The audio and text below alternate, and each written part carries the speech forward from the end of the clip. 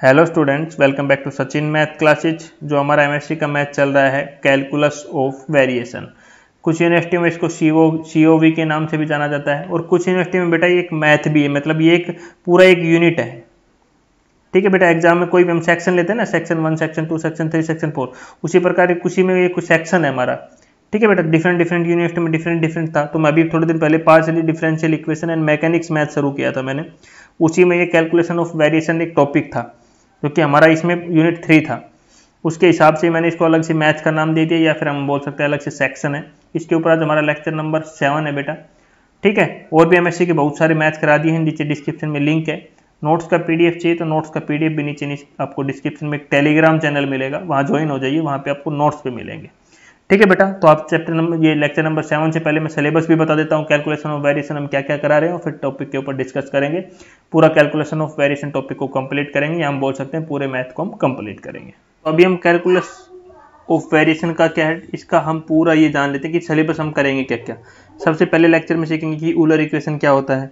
फिर second lecture में क्या सीखेंगे, एक्सट्रीमल ऑफ द फंक्शन निकालना सीखेंगे। बहुत सारे क्वेश्चन रहेंगे। सबसे पहले किसमें, जिसमें वाई डैश रहेगा, फिर उसमें जिसमें वाई डैश जेड डैश दो रहेंगे हमारे। फिर थर्ड लेक्चर में क्या है, डबल डेरिवेटिव का रहेगा। फिर फिफ्थ लेक्चर ट्रिपल डेरिवेटिव आ जाए। उसके बाद एक हमारी थ्योरम रहेगी जिससे हम शॉर्टेस्ट लेंथ या शॉर्टेस्ट डिस्टेंस निकालना सीखेंगे। सेवंथ लेक्चर में क्या है बेटा, तो कर्व पासिंग रहेगा, इससे हम जर्नेट ऑफ द सरफेस निकालना सीखेंगे, जो बहुत ही इंपॉर्टेंट है आपके एग्जाम पॉइंट ऑफ व्यू से। उसके बाद एट्थ में हमारी बच्चे सोरियम प्रॉब्लम रहेगी, वो सीखेंगे। फिर हमारा 9वें लेक्चर में फिर तुम्हारा एक्सट्रीमल ऑफ द फंक्शन निकालना सीखेंगे, इसमें एक नई प्रॉब्लम आएगी, उससे सीखेंगे।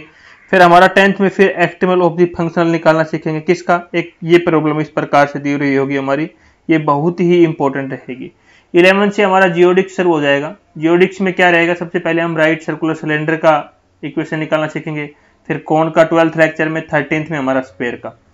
फिर 14th लेक्चर से ना बेटा हमारी यूलर इक्वेशन जो हमने सीखी थी उसकी इंपॉर्टेंस थ्योरम शुरू हो जाएगी। हाँ, 14th में एक थ्योरम है हमारी। फिर 15th में हमारी अलग से थ्योरम है। 16th में हमारी बेटा इसको आइसोट्रोपिक भी बोलेंगे। आइसोट्रोपिक्स प्रॉब्लम्स रहेगी, टॉपिक का नाम रहेगा ये। इसका न्यूमेरिकल, ये 16th न्यूमेरिकल और 19th न्यूमेरिकल दोनों सेम है, बट मैंने अलग अलग लेक्चर में लिया है क्योंकि ये अभी लेटेस्ट पैटर्न का न्यूमेरिकल आपके एग्जाम में आना शुरू हुआ था, तो वहां से। फिर हमारा 17th एक दोबारा से एक थ्योरम है हमारी।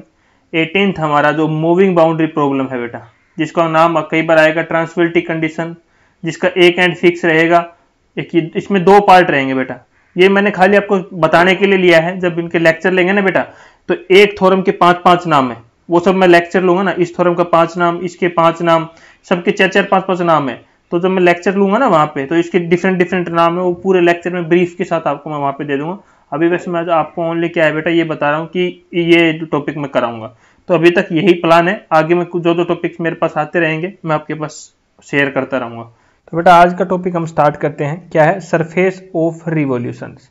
और इसी के ऊपर हम नेक्स्ट थोड़ी देर में न्यूमेरिकल करेंगे, जो आपके मोस्ट इंपॉर्टेंट है।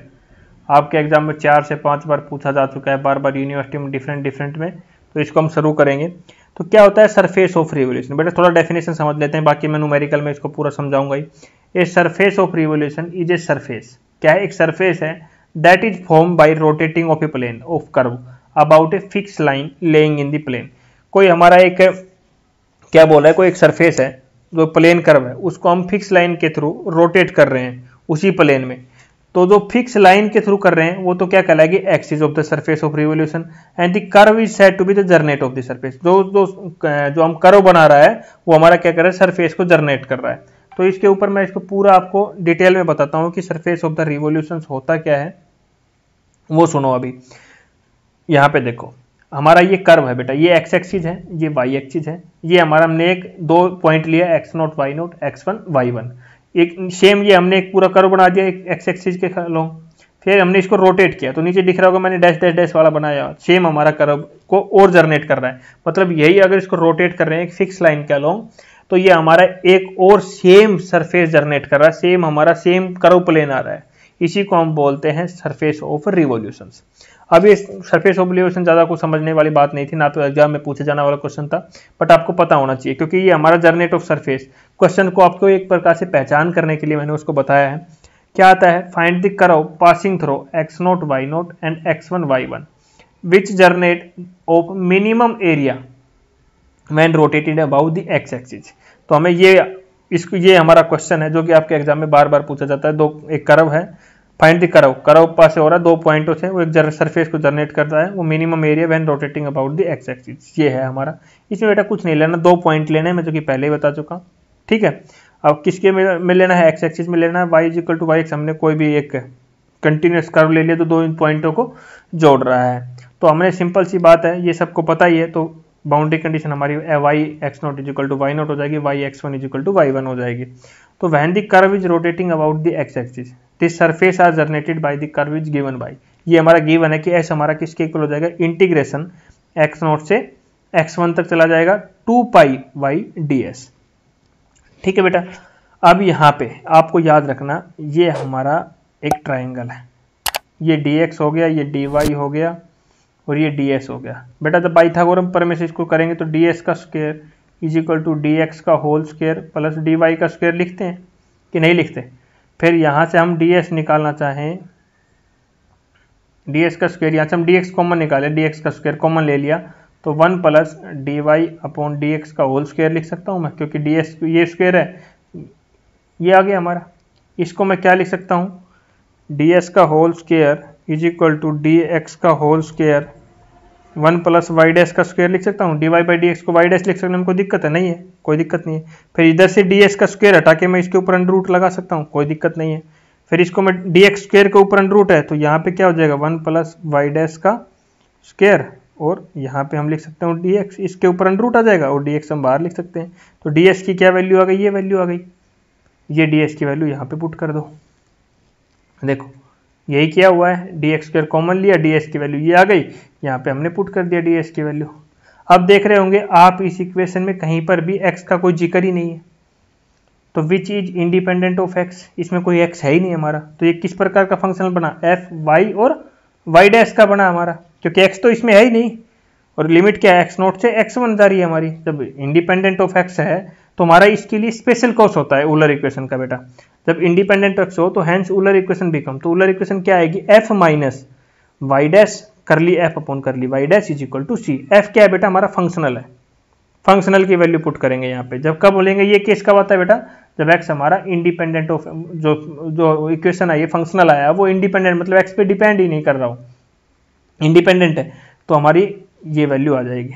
तो f की तो हमारी सेम वैल्यू आ गई, curly f by curly y one हमें निकाल दिया, तो हमारी ये वैल्यू होती है, डिफ्रेंसिएशन किया partially is equal to c, 2 से 2 कैंसिल हो गया, y dash y dash y dash का स्क्वायर हो गया, ऊपर क्या बच गया y, और यहाँ पे देखो अभी 1 बाई, देखो मैंने यहाँ शॉर्टकट थोड़ा लिख दिया, आप पक्का डाउट में घूमते रहोगे, वाई डैश का स्क्वायर मैंने यहाँ पे हमारा वाई डैश स्क्वायर आया minus y under root 1 plus Y dash का square is equal to c आया है।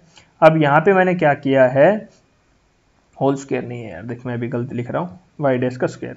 अब मैंने इसको एलसीएम ले लिया, 1 प्लस वाई डैश का स्क्वायर को एलसीएम ले लिया, तो इसकी मल्टीप्लाई करेंगे, क्या है, इसकी और इसकी मल्टीप्लाई कर दो यहाँ पे,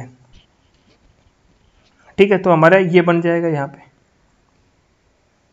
ठीक है, जब ये बना तो हमारा यहाँ से दोनों हम इसको मल्टीप्लाई करके लिखा तो ये आया, तो हमारी y की वैल्यू ये आ गई, हमें y, लेकिन y डैश भी आ गया, हमें तो y डैश को रिमूव करना है, तो हमें स्क्वेयरिंग बोथ साइड कर दिया, तो Y square is equal to C square under root 1 plus, sorry under root bracket 1 plus Y dash square, C की मल्टीप्लाई इसके साथ किया, सी की मल्टीप्लाई इसके साथ किया, तो फिर हमने क्या किया, वाई डैश वाले टर्म को दूसरी साइड लेकर जाएगा इक्वल टू सी स्क्वायर, तो Y square minus c square is equal to C square y dash का स्क्वायर कर लिया, यहाँ से वाई डैश स्क्वायर की वैल्यू आ गई है हमारी, वाई डैश की वैल्यू क्या आ गई, इसके ऊपर अंडर रूट आ गया, सी स्क्वायर पे करेंगे तो सी बच जाएगा, इसको हम क्या लिख सकते हैं, d y by d x लिख सकते हैं, वही लिखा हमने।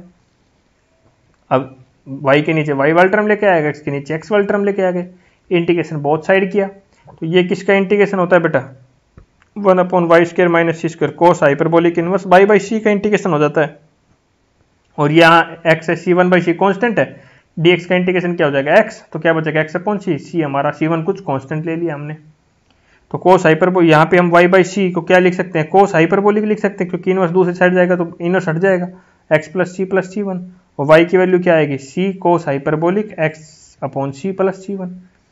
बताओ, ये क्वेश्चन था हमारा इतना छोटा सा, इसमें आप बाउंड्री कंडीशन लगाना चाहो तो लगा दो, नहीं लगाना चाहो मत लगाओ, आपकी मर्जी है, बट एग्जाम में इतना ही करोगे तो आपके लिए सफिशिएंट है, अच्छा भी रहेगा। ठीक है।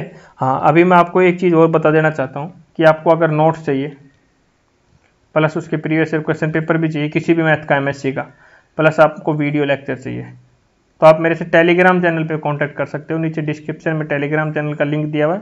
मात्र ₹100 में पर सब्जेक्ट एमएससी के notes plus video lecture plus previous year question paper आपके अवेलेबल है, आप ले सकते हो। ऑल ओवर इंडिया यूनिवर्सिटी कोई भी हो हमारा, ठीक है। सब आप धीरे धीरे मेरे को, मैं क्योंकि धीरे धीरे सिलेबस को कंप्लीट करते जा रहा हूँ, और नोट्स भी आपको जो डिस्प्ले पे दिख रहे हैं बेटा कलरफुल नोट्स मिलेंगे, ऐसे मतलब पेन पेपर वाले नोट्स नहीं मिलेंगे, कलरफुल नोट्स मिलेंगे कि आपको पढ़ने में भी बहुत मजा आएगा, ठीक है। आप पढ़ सकते हो और मजे लेते रहो। चैनल पे बने रहिए, लाइक शेयर सब्सक्राइब करते रहिए। Thank you.